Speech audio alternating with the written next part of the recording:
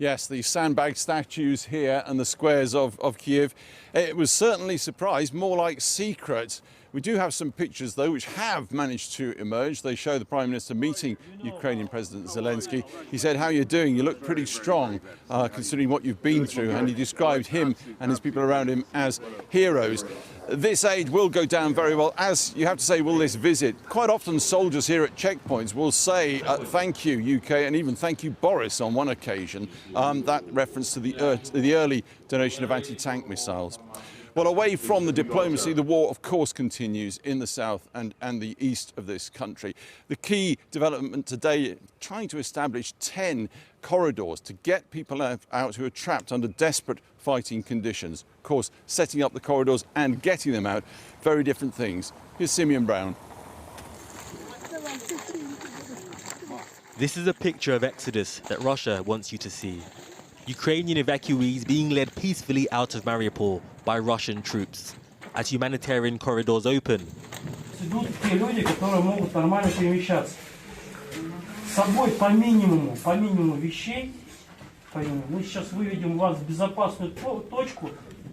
But this picture, released by the Russian Defense Ministry, contrasts to a day earlier, where 52 Ukrainian evacuees were killed trying to escape a city under fire.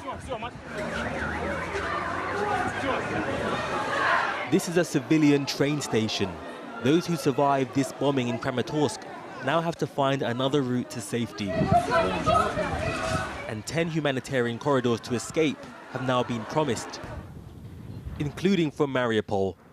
But such announcements have been continuously heard. Throughout this conflict, civilians have been targets, and Russian promises found to be as bare as this.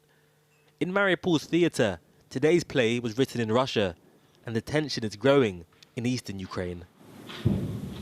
Тому хочу вам сказати, так, паралельно на Сході йде накопичування, і не тільки на Сході, і на Півдні, йде накопичування військ. Велика кількість військ, техніки, озброєних людей, які збираються окупувати ще одну частину наших територій. Це буде складна баталія.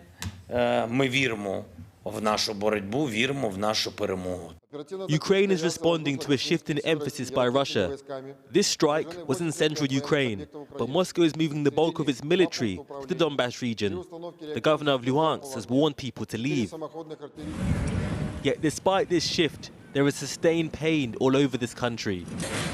In Borodyanka, those who have lost their families had been denied their chance to recover them.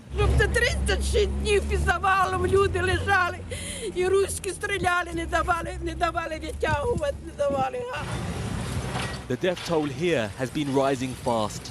This is the destruction unleashed from Russia's arsenal. Today, Ukraine has turned to its allies to replenish its own. Ukraine's key request of recent days to the rest of the world: we want weapons, weapons, weapons. Well, here's one donation. These are sophisticated ground defence, air defence weapon systems being donated, lock, stock and barrel, by Slovakia to the Ukrainian war effort. And there's been a cavalcade of diplomats coming through this city, most of them a lot less secretly, you have to say, than the British Prime Minister's visit today.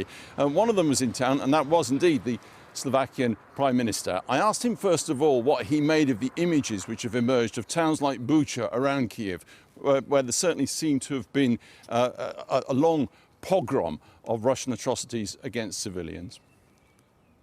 The brutality and the nonsense of killing innocent people on the street, because I said to myself, out of the pleasure of the Russian soldiers, this doesn't belong to the 21st century. You know the Ukraine's agenda, it's weapons, weapons, weapons. Where are we going with that? Not just in the EU, but beyond. Well, I must say that EU, 27 governments, 27 parliaments are acting really best as they ever were in the history, because a couple of years ago, any decision took several years. During the COVID, it took several months and weeks. Now, the decisions takes hours and days. But we have to stop Vladimir Putin. He needs to go back to Russia, because Ukraine is a sovereign, democratic country, and we support their integrity. They Their territory is their territory. Slovakian Prime Minister Edward Heger talking to our chief correspondent Alex Thompson, who's in Kyiv. Now, a short while ago, I spoke to the Ukrainian human rights lawyer Alexandra Matvichuk, who spent years documenting war crimes. I started by asking her about her reaction to Boris Johnson being in Kyiv. I think that it's a great gesture of solidarity to visit Kyiv in this dramatic time of Ukrainian history.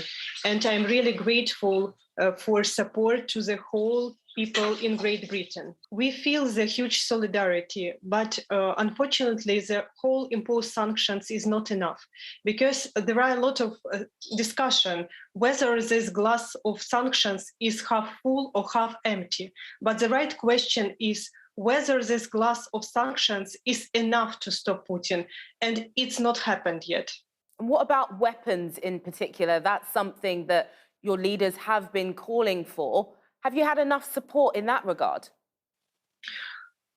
We need weapons because the atrocities in Bucha, Irpin, Matyzhin, and other cities, which become very visible to the whole world, states that Russians killed unarmed people. That's why we need fighter jets, we need air defense systems, we need tanks, and much more. And we need it urgently because we expect the heavy battle in next week. So that's why I support this claim. And maybe it's very strange to hear from human rights defenders who are asking for a weapon, but I spent 20 years with using law to protect human rights. But now I saw in my own eyes that I couldn't protect people in Ukraine with law because no law mechanism works for this moment. What is it like, Alexandra, to see that with your own eyes in your own country? You've been documenting this for 8 years. Did you ever expect that you would be documenting such atrocities in your time? Frankly speaking, not. And if I had a chance, I will never expect myself and prepare myself to do such kind of work because I have a huge empathy to people. And even when I studied in law school, criminal law, it wasn't my favorite subject. But when the war started in 2014, we have no choice. And we as a human rights defenders has to react to the pain of people and to the whole what happens in our territory. But now with this large-scale invasion, the scope of war crimes is enormous. What's the worst testimony that sticks out in your mind that you've heard so far? Maybe the stories of people who tell how they lost their relatives on their own eyes, because it's very painful testimonies. And it obviously affects you so much.